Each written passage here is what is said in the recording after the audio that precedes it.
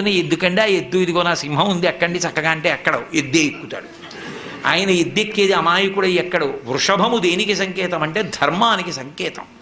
ఆయన ధర్మాన్ని ఇష్టపడతాడు. ఆయన భక్తులకు ధర్మమునందు అనురక్తి కల్పిస్తాడు.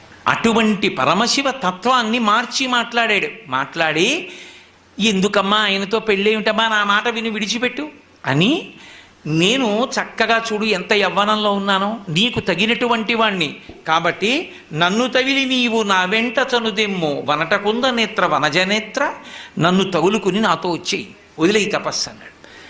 విందావిడ వీడట బ్రహ్మచారియట వీనుల పెట్టగరాని మాటలే ఆడుచునున్నవాడు నమశివాయయుండు ఆడగరాదు.